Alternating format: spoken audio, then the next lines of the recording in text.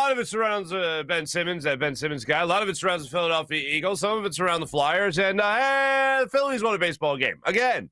Well, it feels like a while, but they won. Let's start off with the information. Let's get you in the know, so to speak. Adrian Wojnarowski has given out the latest Ben Simmons news.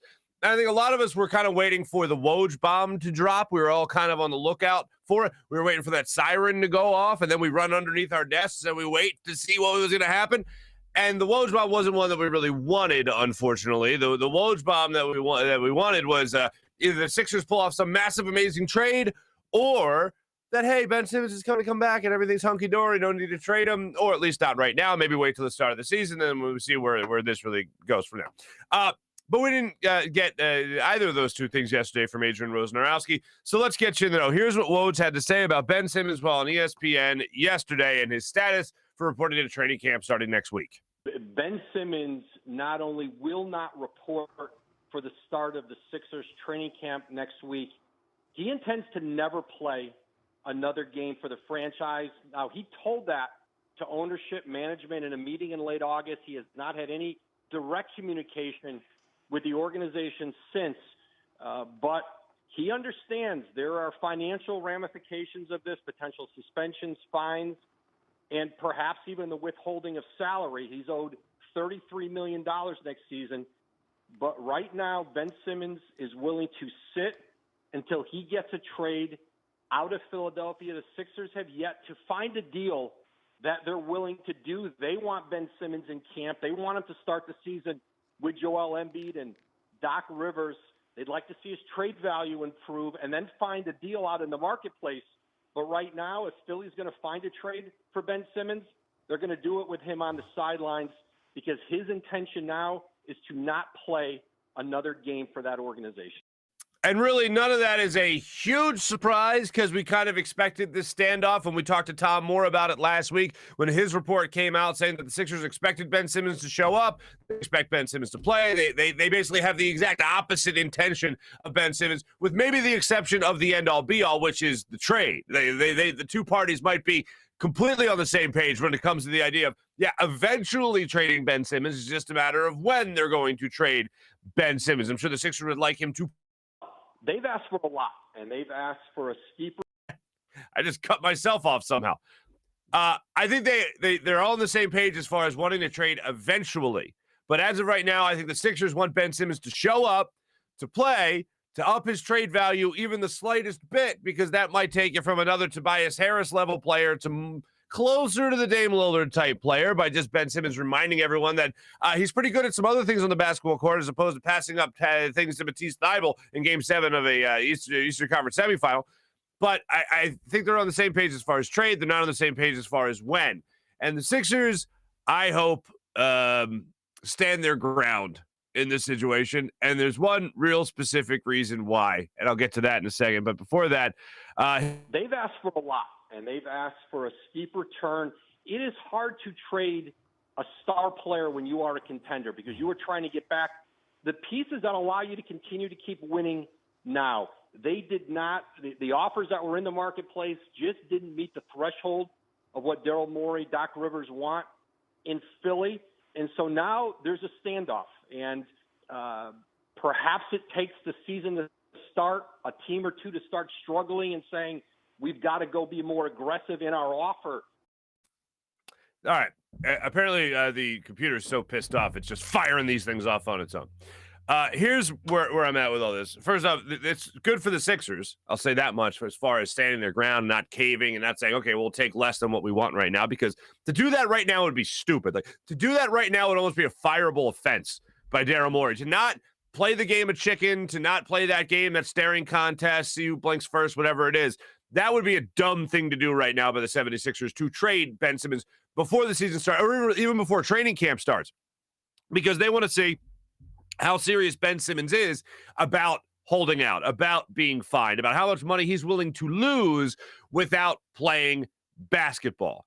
So that's fine with me. And I don't really give a damn if the Sixers don't start the season with Ben Simmons. I'd love for it to happen. I'm rooting for the best case scenario to play out for the Sixers. Obviously, I don't care too much what happens to Ben Simmons, where he goes or whatever, because beyond done and been done with him for a long time. Once the story came out about him not being in contact with the Sixers, after another story came out way before that, right there at the end of the playoffs, when the Sixers exited the playoffs, about, the Sixers are going to get together. Ben Simmons doesn't want to be traded. He wants to work and be better next year and reach his full potential in the NBA. Like, all that stuff, all right, man, good. I can get behind that. I can welcome that back. I can welcome back, even though what happened at the end of the year last year, I can welcome you back if you're going to be a better version of it. If that's going to be the defining moment, the turning point in your own career, then all right, cool. All that goodwill is out the window with Ben Simmons. This is ridiculous that Ben Simmons wants to quit. That's what's happening right here. He wants to quit on the 76ers, on Joel Embiid, and he wants to quit on Doc Rivers. And it all starts way back when with the James Harden deal and all that. But even when you really think about it, it starts before then. Because it seems like Ben Simmons is one of those guys who has just come into this league extremely entitled, and the minute he doesn't get his way, he starts huffing and puffing and getting all upset. He gets upset because they want to trade him for Ben Simmons, or they want to trade him for James Harden. He gets upset because now it seems like the whole world's coming down on him when he passed up that ball, that dunk, and gave it off to Matisse Thybulle in a horrendous postseason run for Ben Simmons, a horrendous Eastern Conference semifinals for Ben Simmons. And you know what it also goes to? It goes to Joel Embiid's comments after Game 7 when he said, Ben passing up on that dunk and not going to the free throw line also was the turning point in that game where he could have tied it, potentially got the N1 and actually taken a lead if he actually hit the free throw. And it also goes to Doc Rivers saying that he didn't know if he could win with Ben Simmons as a point guard on his team. It also goes into the playoff series that happened before that against Washington when Doc Rivers came out and said, I can't take Ben Simmons off the court. You want me to take Ben Simmons off the court? That in itself is ridiculous. And then what ended up happening? He took Ben Simmons off the court. And there's no doubt in my mind that Ben Simmons reads his press clippings, searches his name, checks his ats, checks his notifications on Twitter, how many mentions he's got. And there's no doubt in my mind that he reads all that. You know how I know that? He told you. That's what he does. He told us that's what he does. I'm not a scorer, so people want to say what I'm saying about Rudy. People want to say that I can't score. I scored 40 points against Rudy Gobert. Okay. All right. But that's exactly why people want more from you. It's because they know they can get more from you. You want to talk about trade negotiations? How about a little negotiation with yourself there, Ben? How about acknowledging, oh, wait, hold on. I could put in this effort and get this effort out. I can be aggressive in this manner and then actually be a scorer, not the occasional, oh, wow, look what Ben Simmons can do when he feels like it. But he can actually do that on any given night. And how about putting in the work and then getting, the fruits of your labor by hitting an outside shot? And by outside shot, I mean like outside the paint, not outside the three-point land, or not outside the perimeter. How about being that type of guy? He doesn't want it. And I can't stand any athlete that comes into the league at a very high level and does not want to push to be better than that already very high level. As I always say with Ben, he comes into the league close to an all-star, becomes a 3-time all-star, and then doesn't want to push for more. It's just unfathomable to me. And that's the exact opposite of a Philadelphia athlete. And I know that, a lot of athletes, a lot of cities like to take pride. Oh, no, our guys are blue collar. They work hard. They always try for to be better. And I know a lot of cities can identify with that. But there's something about Philadelphia, man, that just identifies with that. It feels like a lot closer. And maybe it is because I'm here in Philly and all that stuff. And maybe it's because I'm rooting for the Sixers. I don't know. But it certainly seems like that's the Philly type of athlete. And Ben Simmons could not admit more that he's not that guy. And you see that all the time on social media nowadays. You're not that guy. You're not that guy. Ben Simmons certainly is not that guy. A lot of us thought he could be the guy. A lot of us, myself included, defended him in a lot of situations to people that are like, Ben Simmons doesn't shoot. You're right, he doesn't shoot. But that'll come, and this other stuff is really great now. And I said that as recently as the playoffs this year in that series against the Washington Wizards. And then he goes up against the Hawks, and it's a totally different ball game. And I thought things had changed with Ben. I thought about Game 3 or Game 4 of this series in Atlanta, I thought it really clicked when it seemed like he came out of the second half a different man. After the Sixers struggled in the first half, he looked like he came out. I remember the play at the top of the key with Joel Embiid holding the ball, putting it down to Ben Simmons on the block. Ben Simmons, you just saw it actually during one of the clips there. Ben Simmons throwing it over his shoulder to Joel Embiid, throwing it down. Like, that's where I thought things were really starting to change. That's where I thought, the Sixers got this one. On to the Eastern Conference Finals. Let's go. But that was the last time we felt good about Ben Simmons and the 76ers. That's the last time we felt good. That little overhead toss to Joel Embiid. I am hoping and I'm rooting for. I'm about to never root for a front office harder. Like, I am about to root for the Sixers front office harder than I rooted for the Phillies front office to sign Bryce Harper. Like, in all honesty, that's where I'm at right now with Ben Simmons.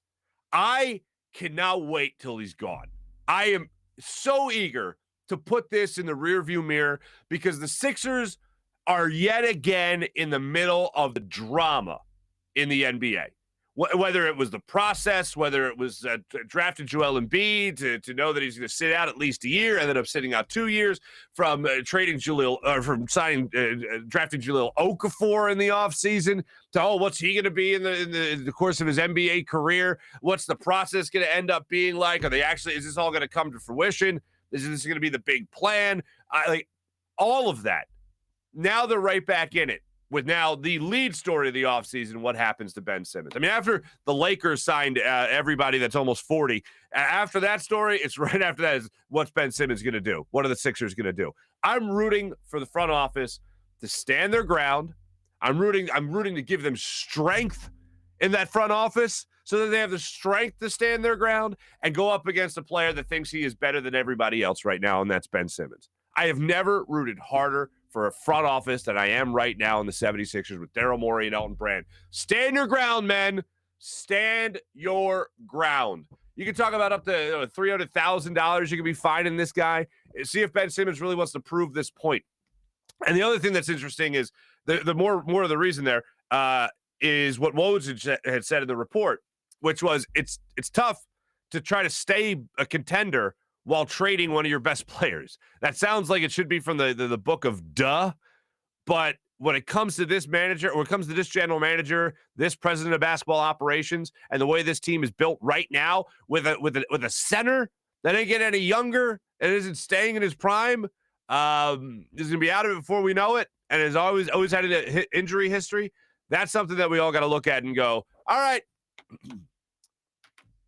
it's going to be pretty tough to try to get what you think is equal value for Ben Simmons right now. And that's what Ben Simmons is going to try to force. It's not just a matter of him getting what he wants in terms of getting out of Philadelphia.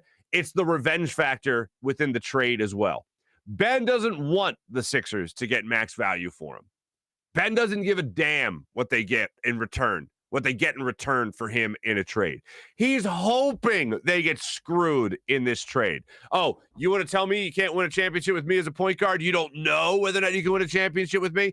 Joe, you want to say that I was the turning point in the game? Basically, I cost us the game with that statement? You guys want to trade me for James Harden? Not only are you not going to get James Harden this time around, you're going to get Bupkis. You're going to get some picks. You're going to get a third-tier scorer on this team, and that's it. Deal with it while I'm wherever the hell I want to be, basically, because no team's going to want to trade for me and a team that I don't want to go to. But the bottom line is I don't want to be here in Philadelphia. That's the situation that's eventually going to play out. So I root for the Sixers to have strength throughout this entire process. Now, the thing I mentioned earlier about the specific reason of why I don't mind if Ben Simmons holds out, I don't care if this goes on for a month. I don't care if this goes on for 2 months. Because you know what? The NBA is not that good. You can make the playoffs as a 500 team. You can make the playoffs as a couple games under 500 team. So the first couple of months of the season, and look, as we have learned with the Sixers, number 1 seed, that doesn't matter. So go ahead, Ben, sit out first 2 months of the season. Let the team struggle a little bit. Let them, lose the teams they should beat in the regular season, that is. Let them struggle. Let's go through this. Go ahead, Ben. Let's have the staring contest. Because I think the Sixers can last a couple of months here without having Ben Simmons there and then still make a trade, still get back to the level that they were at, and still make the playoffs. And all you got to do is get into the show, as we all know, and then you can see what happens from that point on. Because the Sixers, who cares if they're the first seed or the 8th seed? Doesn't matter. Who cares if they're going to have a play-in tournament again? Whatever. If they're not. But who cares if they're going to do that, then fine. I can, as a front office member, I'm hoping they can stick this out for a couple of months because it's not like the first couple of months of the season matter anyway. Just make the playoffs, man. It's beyond disappointing to me to see how Ben Simmons and his camp is handling this situation because what we want is Ben to identify that moment as the turning point in his own career, as I said earlier. Identify that moment as the turning point in your own career, and you can actually achieve an MVP conversation, getting in the MVP conversation, legit MVP conversation. And that's not out of the realm of possibility at all when you consider, as I always go back to this, the fact that the guy got an MVP vote and he doesn't even shoot the basketball. Not that he can't, so he chooses not to. And there's no other reason to believe that other than the fact that he's afraid. It's just, I'll look back on this, and I'm going to be annoyed at a lot of different things here. And by the way, Michael Kasky-Blomade of CBSSports.com is going to join us in a little bit to go over this Ben Simmons conversation and really how it ends. We'll figure that out with him, hopefully coming up in a couple of minutes here. But the other thing that goes on in this Ben Simmons conversation is a concern and a kind of a dose of reality. The concern is, if this does drag on, how does it affect the mindset of other players on the team? And the guy I'm talking about most notably there is Joel Embiid. How does this affect Joel Embiid when he's got to play without Ben Simmons? How is this going to affect his mindset? Is he going to try to overdo it? Is he, God forbid, going to push it a little too hard to the point of getting injured?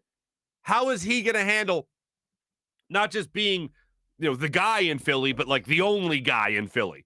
Because as much as I like Matisse Thybulle and Tyrese Maxey and Tobias Harris, Seth Curry, as much as I like those guys, and Danny Green, much as I like those guys, I don't see how they're going to carry the workload to be the same type of team that they were last year, minus Ben Simmons. So the guy that I see taking it all on his shoulders, taking it all on himself, is Joel Embiid. The last thing I want is him trying to do too much during the regular season so that you don't have him for long periods of time, or, God forbid, you don't have him for the playoffs. So to me, that's what I'm going to be cautious about going forward with this basketball team. The other thing is, again, just that standoff between the two and just sticking it out. And that's what the Sixers are going to have to do with Ben Simmons, because it's one of those things that I know it's going to annoy me. And this is what pissed me off so much when Joel Embiid actually said, Philly fans, y'all got to be better too.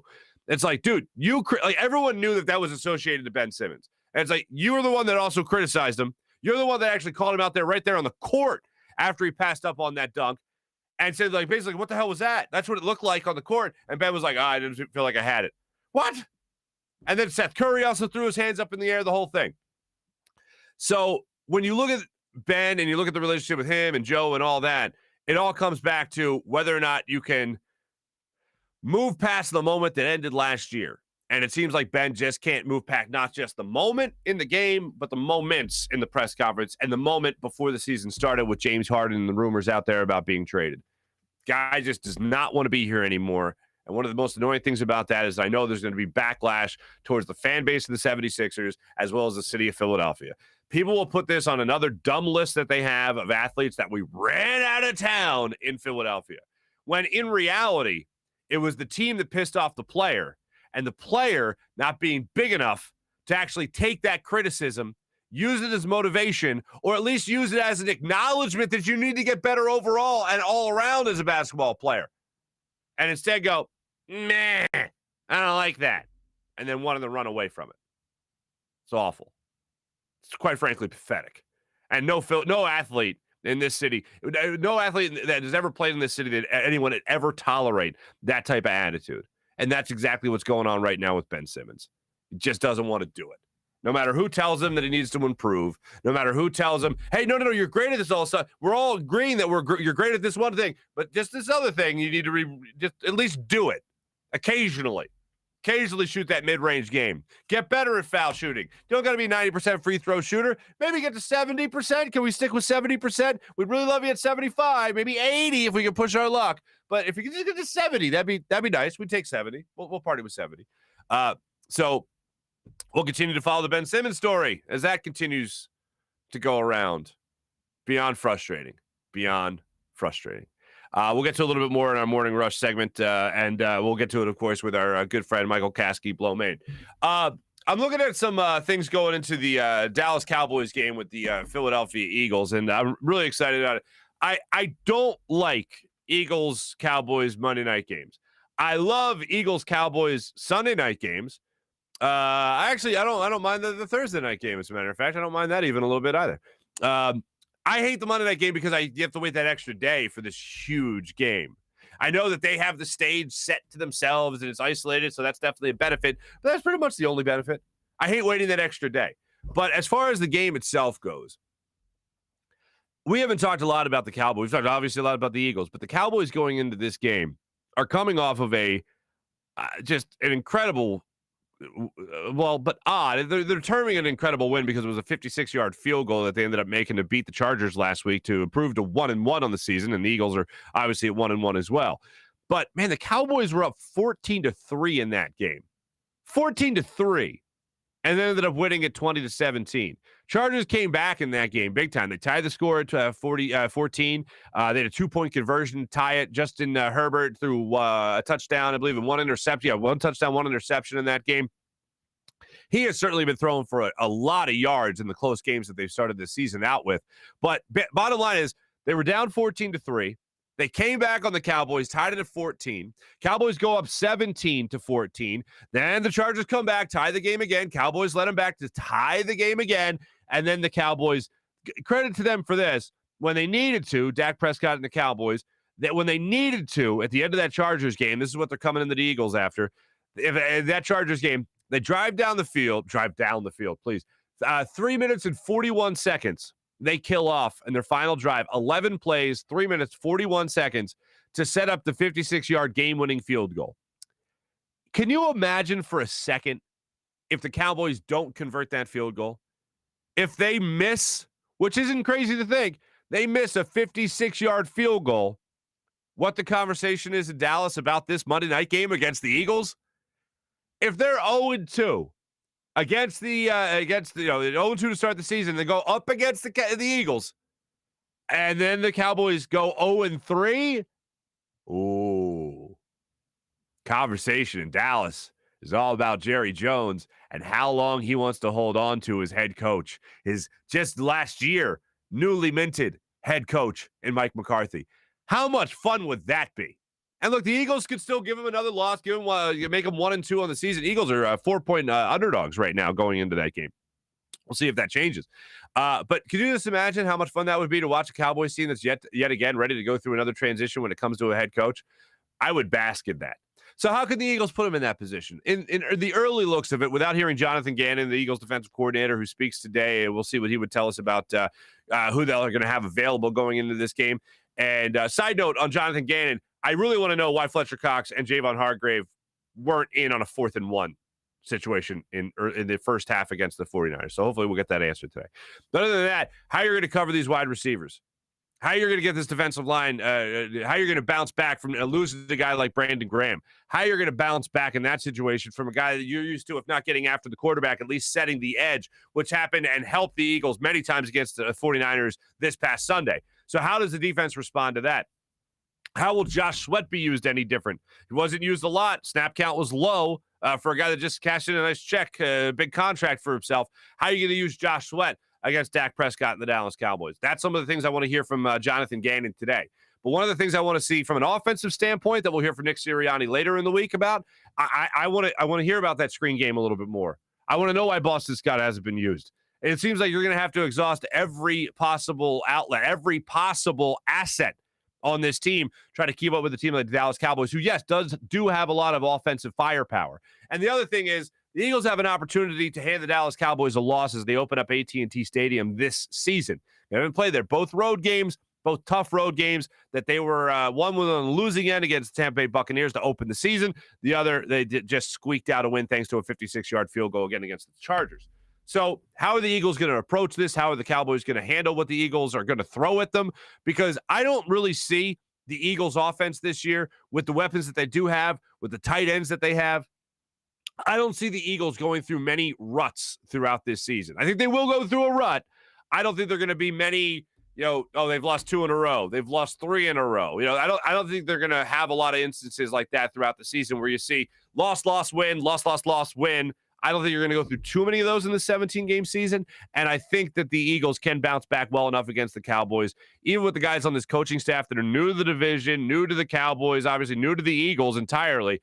I think they know enough about the Cowboys and what they're presenting down there in Dallas. They know enough, I think, to counter it. So we'll see how that plays out with the Philadelphia Eagles coming up this Monday night, and we'll get a little bit more information from Jonathan Gannon this week. So look forward to that. Without further ado, let me tell you about my good friend Steven Singer of Steven Singer Jewelers. Ladies and gentlemen, if you got a big jewelry purchase, do what I do and trust the other corner of Eighth and Walnut. Trust Steven Singer. People like to say, I hate Steven Singer. And you know what? That's for 2 reasons. 2 people really say that. 1, the person that's about to get engaged. Because all the excuses you had to putting off getting engaged, they're out the window. Too expensive? Pfft, not happening. The perfect price every single time at Steven Singer. The other, I don't know anything about diamonds. Real jewelry experts standing by at the ready to help you out. Pick out the perfect engagement ring or the perfect piece of jewelry for the perfect gift at the perfect price.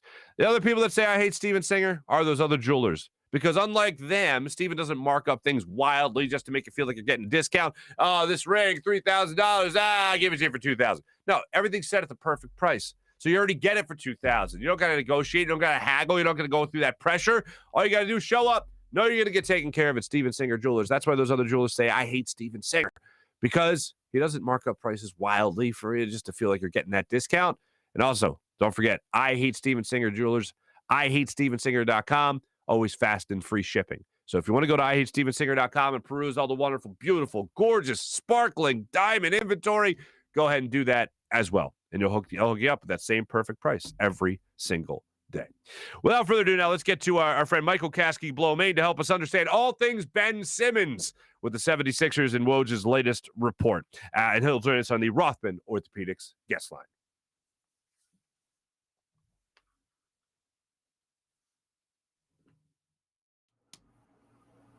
And joining us right now on the Rothman Orthopaedics guest line, our good friend from CBSSports.com, NBA writer, Michael Kasky-Blomain. Michael KB, what's up, sir? Marc, what's going on, man? Thanks for having me on.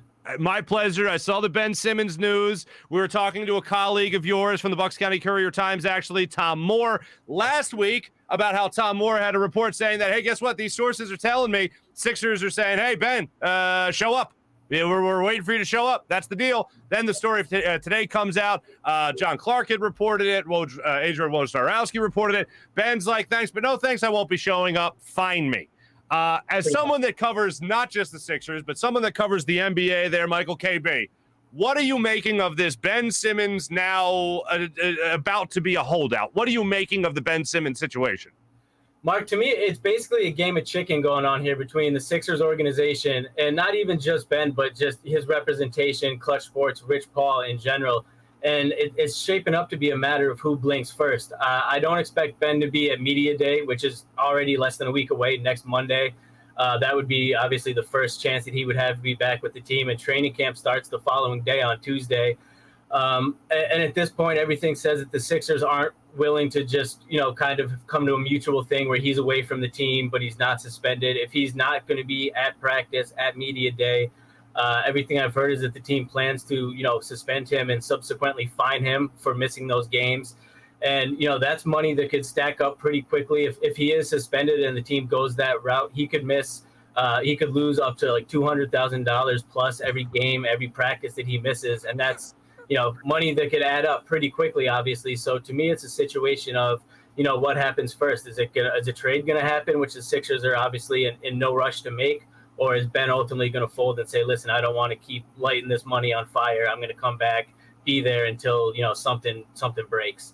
Yeah, I saw this tweet earlier, and I kind of, I don't listen to the old talk radio like I used to back in the day, right? I don't watch that much of the TV nowadays other than the games itself. And I saw this thing, and I go, man, I must be out of touch, because we showed this earlier in the show, but Jason Dumas, I'm not sure. He put this story out there about Ben. And the last thing, there's fans that want to boo him, and I thought that seems weird. But you know who is tapped in? That Michael KB fella. And he says this is definitely not true, but it would be funny. I got to say, Michael, I love that tweet I saw earlier in the day from you. Have you? So you had okay. I'm not crazy. You haven't heard anything about fans wanting to wait by the Camden training facility to boo Ben Simmons? I haven't heard. That was the first I'd ever heard of that. Usually when the booing happens in Philadelphia, it's not premeditated. It's just like one of those things that kind of just happens in the moment. Right. And, also I'm not sure how familiar people are with the Camden facility, but it's private. It's like completely gated off where the players would drive in the player parking lot. So, I mean, there's a side parking lot that I guess if fans were really interested in attending, they could post up there and have some signs. But, it's not a situation where Ben would have to be fighting through like throngs of people yelling at him to get to the practice facility. Like he could get in and out like unscathed. So, maybe on Monday when I'm there for media day, there'll be some fans with signs, but I wasn't invited at least to join any of these groups. Gotcha. Yeah, I would love to see you there with a sign. By the way, of course, once more, let me just show this one more time. Follow Michael KB on Twitter, the real Mike KB on Twitter as well. Hard-hitting analysis like that if you do on the daily. Right. This is just crazy to me because what I don't want to happen here is the nation blames us, the fans of Philadelphia, like the fan base of Philadelphia. I don't want that to happen. Now, normally I don't care, but for whatever reason with Sixers fans in particular, it's a little closer to home for me, only because they went through the process. They went through the losing. They still haven't been past the second round of the playoffs. Like, that still hasn't happened. And to come at Sixers fans who are still here, still loyal over Ben Simmons when you have things being said by Joel Embiid on the court when he questioned Ben Simmons after the pass to Matisse Thybulle in Game 7 against the Hawks. Then Joel Embiid goes out after the game and says the turning point was that moment. Then Doc Rivers also gets asked about whether or not you can win a championship with Ben Simmons the way he is, and he says, I don't know. As much as I like the fans to take credit for certain things, I don't think they can take credit for Ben Simmons being this pissed off. So do you think it's more an in-house thing with the Sixers, or is it the city of Philadelphia and Ben Simmons? What do you think is more the reason Ben wants to leave? Nah, it's definitely the former, Mark. It's definitely an organizational thing. And the thing is, this isn't necessarily a brand new thing that just kind of sprung up after that Hawks series. This, from everything I've been told over the past year, this dates back to early last season when Ben was mentioned and offered in trade talks for James Harden.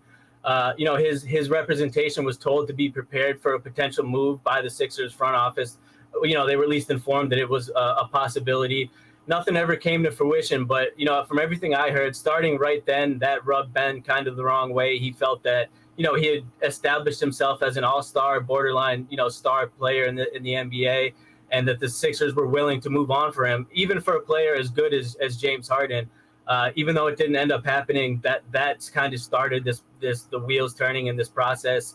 Even though Ben said all the right things at that time in the press conferences, he said he understood the business side of things, and he's still focused on bringing a championship to Philly, which is funny now in hindsight. But, he said all the right things at the time, but there was some hurt there. And then that was exacerbated and, came to a head following how poorly he played. And then that he felt that Doc and Joel didn't have his back necessarily was, I guess you could say the straw that broke the back in that situation. But this is something that's been at least simmering for, going on a year almost at this point.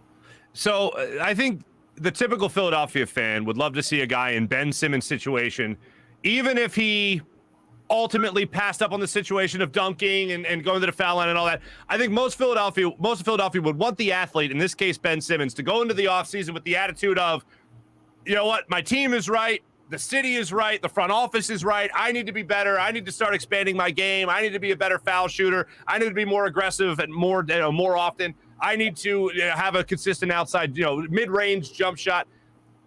Why do you think that is not Ben Simmons' reaction? Why do you think he's not reacting that I think the typical Philadelphia fan would want any athlete in his situation right now to react?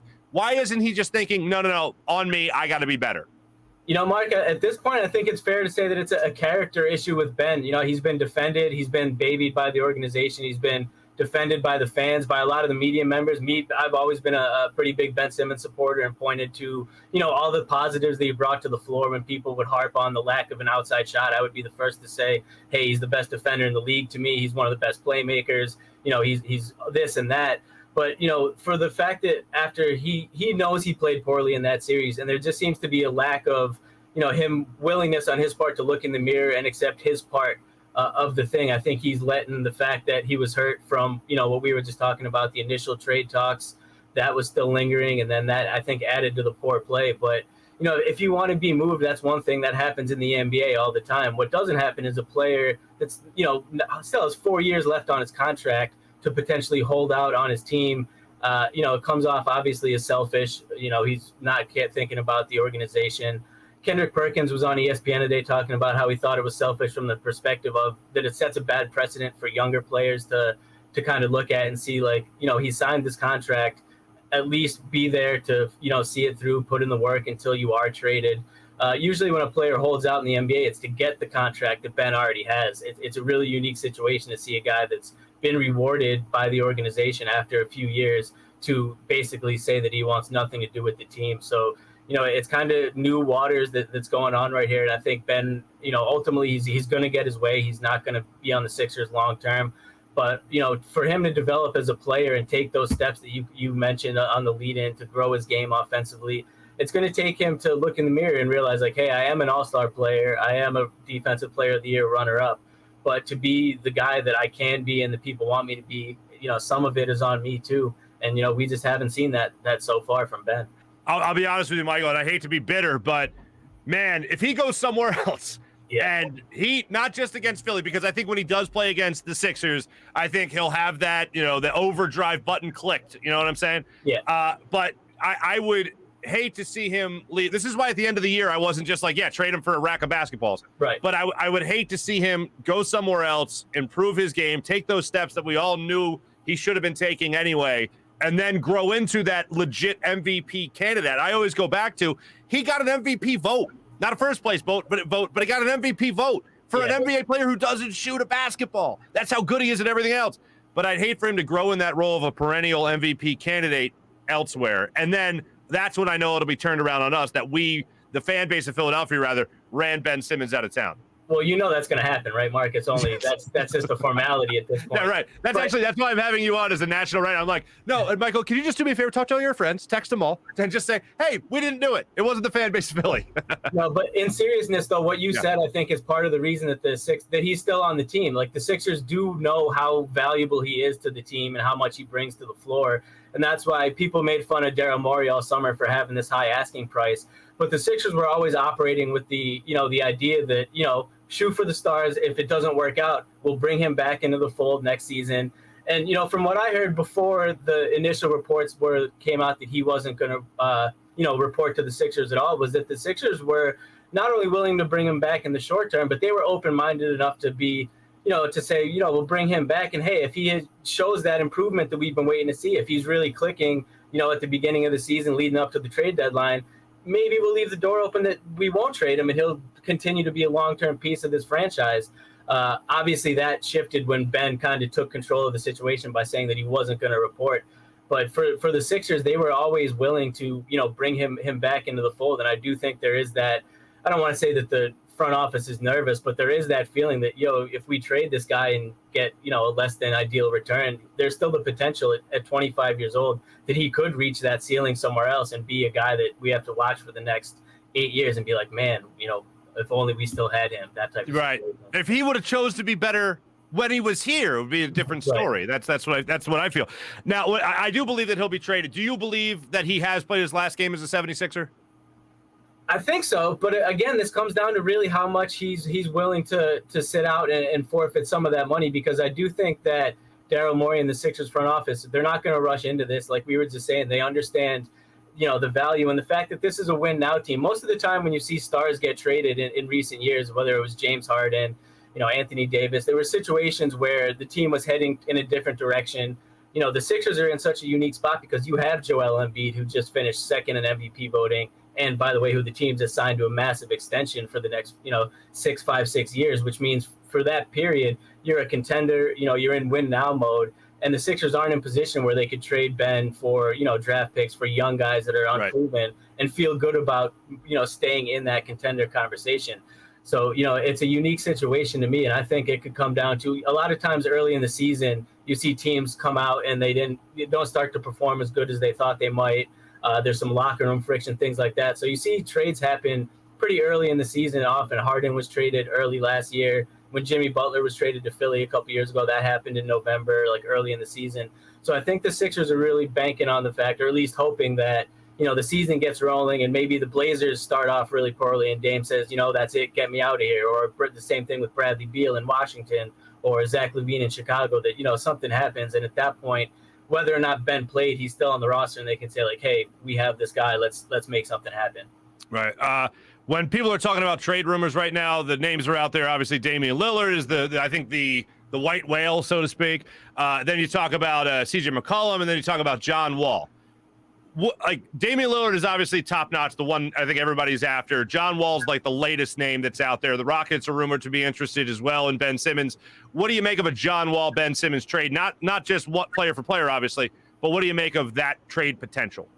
Yeah, and it's interesting because those two guys were working out together today, which Ben posted on his Instagram story, which he had to be trolling at that point, knowing everything, what everyone was saying. There's no way you just randomly post a video of John Wall like hours after Woj drops this huge report about how you're not going to report to camp. But, I think that would be a big gamble for the Sixers. Obviously, they would take an enormous step back defensively if you're talking about a John Wall and Ben Simmons swap. Sure. And, for all that John Wall has brought into the game, he's, getting up there in age. He's had a slew of injuries that have limited him over the past 3 years. You don't know, how much he really has to give there. So and when you obviously couple his salary with that too, that's a lot of money you'd have locked into John Wall and Tobias Harris combined as a team with, with a championship aspirations. I think it really limits your ability to do stuff moving forward. So, potentially if the Rockets are interested in Simmons and they want to get involved, maybe it's a situation where you get a third team in and John Wall gets shipped somewhere. The Sixers get, picks and a player or two from another team and it works out. But I don't see a situation where Daryl Morey pulls the trigger on a deal that's primarily based on a Wall for Simmons swap. Yeah, I would agree with that, and I would be in favor of not making that deal as well. Yeah.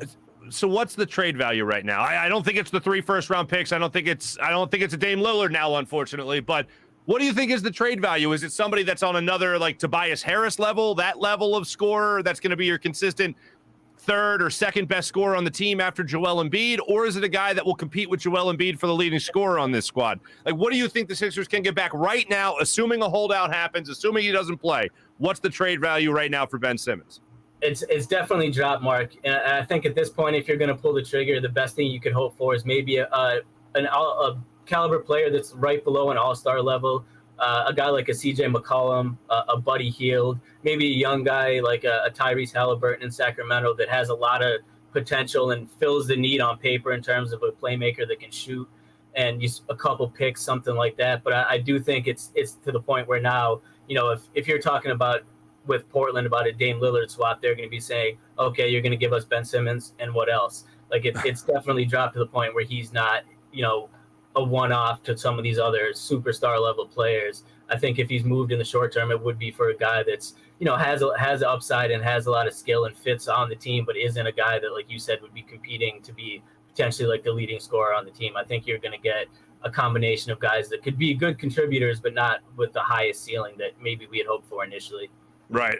Last thing for you, and I appreciate the time, man. I just want to make sure I ask this question. Yesterday, I had said that it is going to go to that game of chicken, as you just said, and then Woj came out with the same report and saying basically that it's a standoff. It's going to be not necessarily going to be a standoff, but that Ben is not going to report. He doesn't mind being fined, basically. How long do you think this goes? Do you think this is going to be something that Sixers will try to solve before the season, or do you think they'll try to maybe milk it for a couple of games during the regular season so Ben then starts really getting those fines in as he's under contract? Do you think this will leak into the regular season? Yeah, I do. I do think this will leak into the regular season. I don't think any new deal is going to materialize that the Sixers will not jump on between now and when the season starts.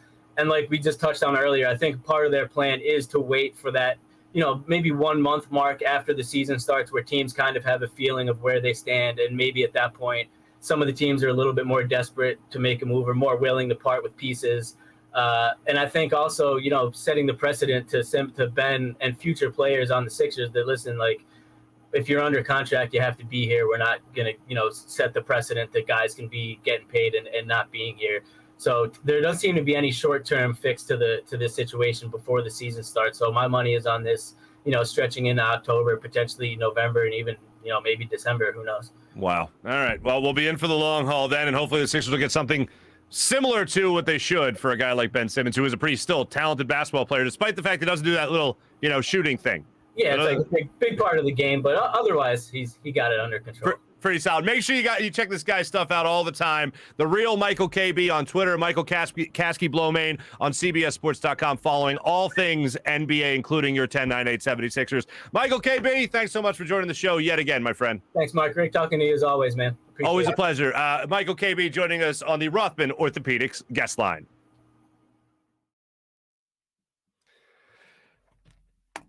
God, I hate Ben Simmons. Anyway, yeah, good times. Good time. We're all having fun. The sports are fun. That's what they are, right? The sports are great. We go through the process. We'll work out. These guys will stick around. We'll be great players. We'll have a few laughs. Yeah, not so much, unfortunately. I hate all of it. I hate every second of it. People are like, oh, you got a lot to talk about. I'm like, I'd rather not. I'd rather just do like goofy, fun things and, have people enjoy that than bitch about Ben Simmons and millionaire athletes having their feelings hurt. But here's the thing. All right. Listen to that interview again. Just pissed me off a little bit more. Nothing against Michael Kasky Blowmain. I love his stuff. I think he's great. Obviously, I have him on the show. But here's what really upsets me. And this is a people problem more than it's a Ben Simmons problem. But right now it applies to Ben Simmons, damn it.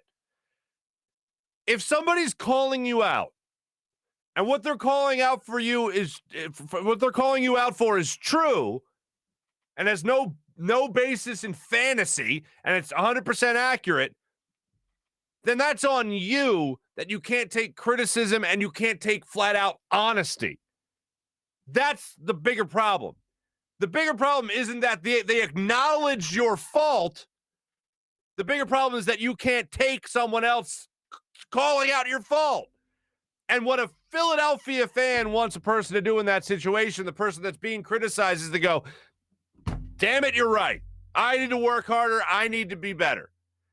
You know what a Philadelphia fan doesn't want? You know what's the exact opposite of what a Philadelphia fan wants? And in this case, the exact opposite is what they're getting from Ben Simmons. Nah, shut up. I don't want to be here anymore. That's what they're getting. And that is the biggest, babiest move you could ever pull off as an athlete or as anyone ever in Philadelphia. Everyone here is saying this stuff that's true about my basketball game. I'm out of here. Taking my ball and going home. That is such a baby, soft mentality to have. And then to put it on fans, like, for instance, that Jason Dumas guy being like, oh, fans planning to show up. I thought I had just missed something. Nope. Thank you, Michael, for confirming I didn't miss anything. That's just a dumb report even. Not a joke, a report put out there by somebody that's wildly irresponsible. And again, it goes back to the thing I just don't want to hear. Generally speaking, I don't give a damn what other people think. That's on them. That's how they feel. That's how they think. If they want to criticize me for something, if somebody hits me up in the comments and said, hey, you said you were going to talk about this, you didn't talk about that, do I go, dude, shut up? No, I go, oh, damn, I messed up. I need to be better. I need to do a better job of putting my teases in a better position to actually pay off. And I take that criticism, and I'll go, okay, they acknowledged I missed something. I did miss it. Boom, I move on from it, right? Like, to be a professional basketball player and never acknowledge you need to shoot, it's just beyond me. To never acknowledge you need to get better, like, actually, but acknowledge by playing. You can talk all you want about how you need to hit free throws, right? But when you don't hit them, it kind of makes everything else seem null and void, seems kind of moot after the point. But when it comes to this whole Ben Simmons situation, it just needs to be resolved as soon as possible. I mean, like, I don't mind if they go on and they continue to fine him and all that stuff. And we'll get to that in the Morning Rush segment. But I need to see everybody move on from this. I just want this in the rearview mirror as soon as humanly possible. Can't friggin' take it. Let me tell you real quick about some great people that are just awesome. One is Rothman Orthopaedics. The people at Rothman Orthopaedics, you saw our debut yesterday of our incredible injury glossary, and the great people at Rothman Orthopaedics helping break that down for us. They present that to us whenever we need it. It's great. And when you have orthopedic issues, you need a physician who eats, sleeps, and breathes orthopedics. You need an exceptionally specialized Rothman Orthopaedics physician. They not only specialize in with each area of the body, a specific area of the body, but each of their physicians only focuses in on one area of the body, which means you can have the confidence to get past the pain because the person dealing with your specific issue or injury or pain only deals in that specific area. So they are the definition of an expert. You can visit them in one of their 30-plus locations in Pennsylvania and New Jersey, including 4 orthopedic-only urgent cares. Learn more at RothmanOrtho.com. That's RothmanOrtho.com. Hopefully you guys are using BetQL. That's BetQL, the only app you'll need to make smart bets to get the advantage over your sportsbook. Their Best Bets computer model scans over 350,000 unique bets per year to give you the best bet recommendation for every game across all major sports. And it gives you the reasoning behind why you should place that bet. Their model covers everything from point spreads, over-unders, and player props, everything. They cover it all. Don't want to use the model and prefer to do your own research? BetQL has all the necessary tools for your betting research needs. Everything from sharp data, line movement, team summaries, lineup changes, injuries, breaking news, everything. And they even have a leaderboard to keep track of all the success. I was talking to a friend of mine who's a real sharp. He's a real big gambler. Makes his living on us, as a matter of fact. Talked to him yesterday, said he loves BetQL. Head to the App Store or Google Play Store now to download the BetQL app and let the winning begin. How about our friends at Steak and Main at steakandmain.com? Ooh, let's see. Like a little less than 2 weeks. Going to be going down Maryland. And on my way down there, the wife and I, Lil Toots as well, we're going to stop by Steak and Main for a fine meal. Fine tomahawk steak. 2-pound tomahawk steak with a nice Pinot Noir to wash it down. So good. Also, don't forget about the fine sushi. It's freshly prepared, world-class oyster bar, fresh seafood, all that available at Steak and Main. Cavada Cellars Wines, got to try them. They're open every day for lunch, dinner, and Sunday brunch. Steak and Main in the heart of Northeast Maryland. Voted #1 place for steaks in America by the Travel Channel and the Cooking Channel. Check it out for yourself. Go to steakandmain.com. Hey, got a little family thing going on? Somebody thinks they know more than you in the sports world? How about challenge them on a WinView app? The WinView app takes care of those other fans that want to debate you all the time that they know more than you. Well, time for them to put their money where their mouth is. See if they can walk the walk as well as talk the talk. Play them in a WinView contest and break the monotony of family dinners and get-togethers. Play during a quarter of a Monday Night Football game, a Sunday night game, whatever it might be. You can put a little skin in the game against a family member or friend or a group even with the great WinView app. It's even a perfect way, as a matter of fact, to add that extra layer of competition to your fantasy football league. Don't like the way your week is going? Challenge somebody, get a little bit more instant gratification when it comes to the betting world in sports. It's not a betting site, though. It's not a betting site. It's a amazing site that you can challenge friends and family on and see who knows more about sports. Not a sports book, not daily fantasy. So it's a social gaming app where you can have a lot of fun and we'll win real money prizes for making the predictions on games that you love. Do that with the WinView app. And hopefully you're following all the PHL, all the stories of Philadelphia on the PHL.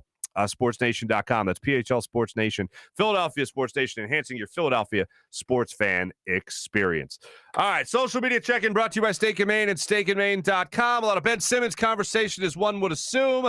Mally leads it off for us today, saying good morning. Dak, good morning to you as well. Dan, what's going on? What a comeback by the Phillies. Wow, exhilarating. Eye roll. Here's what I'll say about the Phillies, and they won last night. They did win. They got the walk-off win in extra innings. Bryce Harper scoring the game-winning run. The JT Realmuto drove him in. Anytime you celebrate, I don't care if it's extra innings, I don't care if it's a walk-off. Anytime you celebrate a win like that over the Orioles, shame on you.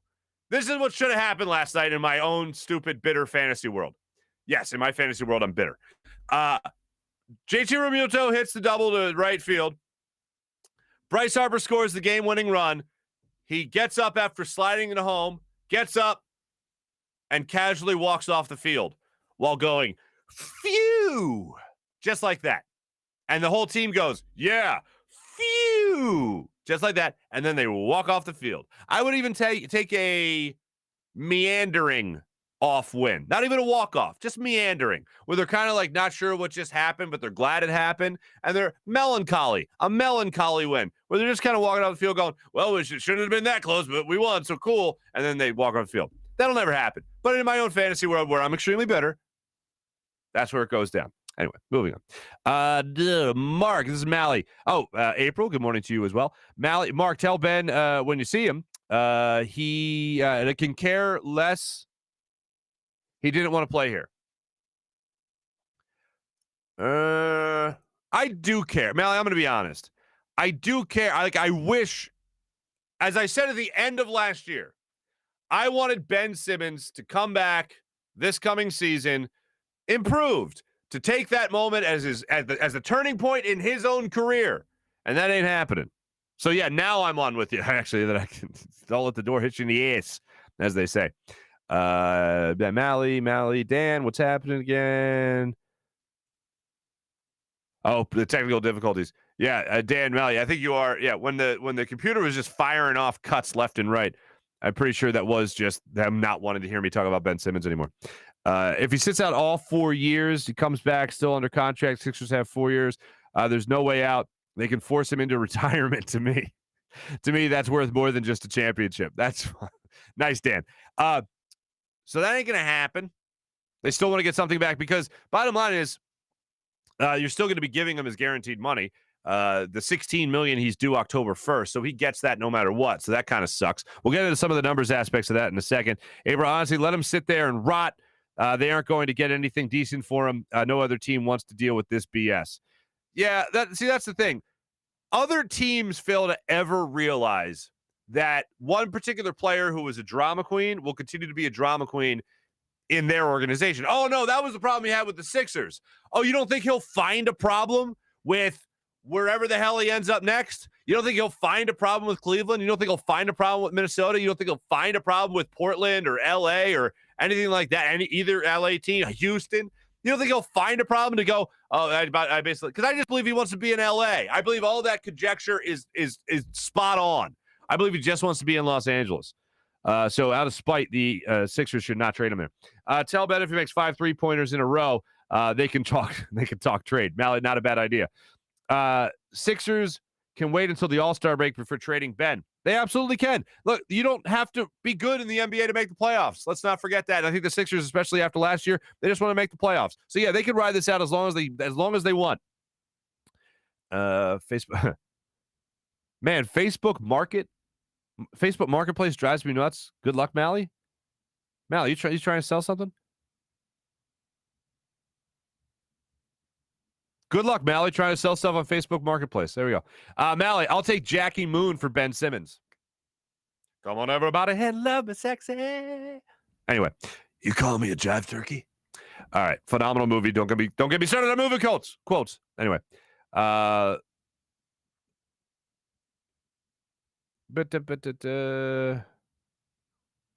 Philly fan criticism, I'm just not in the mood for. Wait. 6:57 a.m. Emo Marc has appeared? What?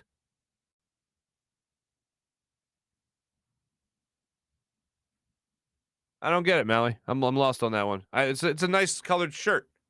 It's a nice colored shirt. Excellent bitter fantasy. Thank you, Dan. I appreciate it. I thought he had to show up to receive that $16 million. No, he's just guaranteed that if he's on the roster. He doesn't have to show up.